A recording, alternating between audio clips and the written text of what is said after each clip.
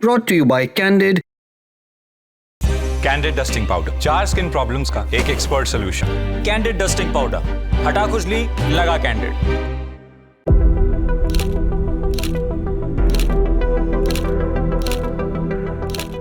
IAS की नौकरी से इस्तीफा देने वाले रिंकू सिंह राही क्या राजनीति में हाथ आजमाने वाले हैं? रिंकू सिंह का फ्यूचर प्लान क्या है और सबसे अहम सवाल कि उन्होंने इस्तीफा दिया क्यों? इन तमाम सवालों के जवाब इस वीडियो में जानने की कोशिश करेंगे। पहले संक्षेप में इनका परिचय करा देते हैं, फिर आगे बढ़ते हैं। रिंकू सिंह राही 2022 यूपी कैडर के आईएएस ऑफिसर हैं, पीसीएस अफसर भी रह चुके हैं, कई कथित घोटालों को उजागर कर चुके हैं और गोलियां तक खा चुके हैं। कुछ दिनों पहले रिंकू सिंह राही ने एक लेटर के जरिए आरोप लगाया कि एक पैरेलल सिस्टम चल रहा है जिसकी वजह से मुझे अपनी जनसेवा की भूमिका निभाने का मौका नहीं मिल पा रहा है और इसलिए मैं इस्तीफा दे रहा हूं। रिंकू सिंह ने यह भी कहा उन्हें सैलरी तो मिल रही है लेकिन काम करने का मौका नहीं मिल रहा है। 8 महीनों से कोई फील्ड पोस्टिंग भी नहीं मिली है। ये तो हुआ मामले का बैकग्राउंड। अब यूपी में नौकरशाही और रिंकू सिंह राही के इस्तीफे को लेकर कई सवाल चल रहे हैं। आज तक के संवाददाता संतोष शर्मा ने इन सवालों पर रिंकू सिंह राही से बात की है। बातचीत में रिंकू सिंह ने बताया है कि प्रशासनिक सेवा का मूल उद्देश्य जनता के लिए काम करना होता है, लेकिन जब तक काम करने का अवसर ही ना मिले यानी मौका ही ना मिले तो उस पद पर बने रहने का कोई मतलब नहीं रह जाता।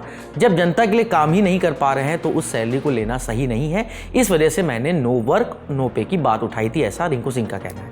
इस्तीफे के सवाल पर रिंकू सिंह ने कहा है कि उनका इस्तीफा सामान्य नहीं है बल्कि तकनीकी त्याग पत्र है। इसका मतलब यह है कि वो पूरी तरह सेवा छोड़ने के बजाय अपनी पहले की सेवा में वापस जाना चाहते हैं। रिंकू सिंह ने यह भी बताया है कि प्रशासनिक नियमों के तहत लीन पीरियड में अधिकारी 3 साल तक अपनी पुरानी सेवा में लौट सकते हैं। इसी प्रावधान का इस्तेमाल करते हुए उन्होंने ये कदम उठाया है। रिंकू सिंह ने यह भी बताया है कि उन्होंने इस्तीफा देने का फैसला अचानक नहीं लिया, इसकी तैयारी उन्होंने पिछले साल शुरू कर दी थी।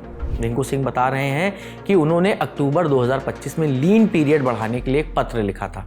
इसका मकसद ये था कि ज़रूरत पड़ने पर वो अपनी पुरानी सेवा में लौट सके।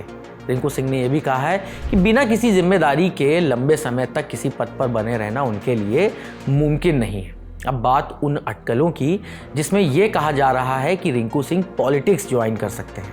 आज तक से बातचीत में रिंकू सिंह ने इन कयासों को खारिज कर दिया है। उन्होंने कहा है कि मैं राजनीति में नहीं जा रहा हूं, मेरा ऐसा कोई प्लान नहीं है। मैं सिर्फ जनता की सेवा करना चाहता हूं और वो भी प्रशासनिक व्यवस्था के अंदर रहकर। मेरा उद्देश्य किसी राजनीतिक मंच पर जाना नहीं बल्कि अपनी जिम्मेदारी निभाना है।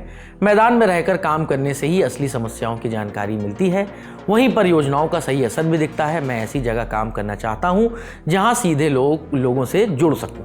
रिंकू सिंह के फैसले पर उनके पिता क्या कह रहे हैं, आप ये भी सुन लीजिए। जो उसको काम नहीं दे रहे हैं, बता रहे हैं, जो कह रहे थे काम नहीं दे रहे हैं, वो देशभक्त आदमी है, ईमानदार आदमी है। जो लोग मेहनती और ईमानदार होते हैं तो उनके पास बैंक बैलेंस नहीं होते, ईमान ही होता है। और जो